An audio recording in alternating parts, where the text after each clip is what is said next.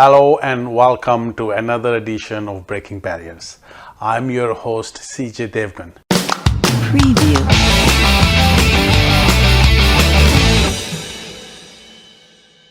The objective of the show is to share with you tools and techniques of how to grow your business and reach your goals. Today we will continue our conversation from last week. Why it is not a good practice to copy your competitors. Let's do a quick recap from last week. We learned how Japanese car manufacturers entered the automotive industry after the World War II. They focused on producing quality cars at a higher efficiency. In doing so, they introduced two new concepts to the world, Kanban and Kaizen. And by late 70s, early 80s, they started to gain market share from the three big American car manufacturers, i.e. Ford, GM, and Chrysler. It is not that the American car companies did not notice this, and they did send their top engineers to Japan to learn about Japanese car manufacturing processes, understand how they're producing high quality cars at such a low cost. And they did come back. They came back excitedly because they felt that they have identified areas for improvement. And number one area they came back with was Kanban, i.e.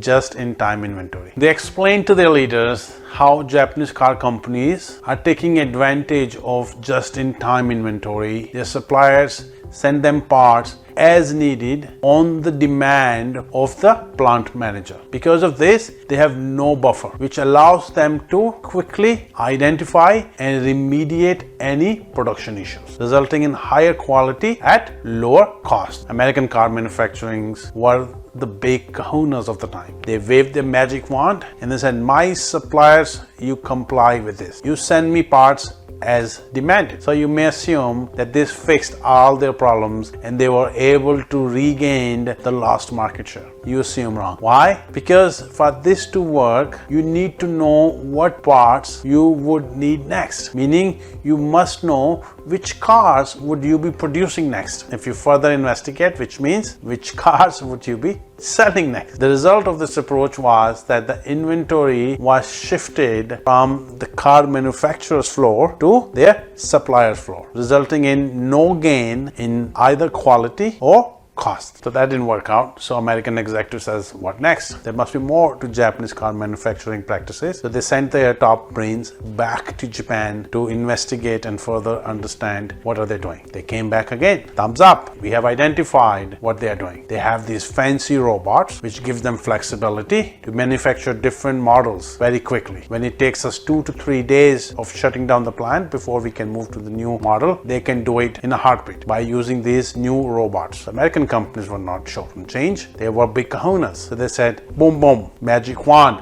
bring me all the new gizmos. And they got latest robots and machineries on their assembly line. After spending millions of dollars, you would assume that they got thumbs up from the market. They regained their lost market share. You assume wrong again.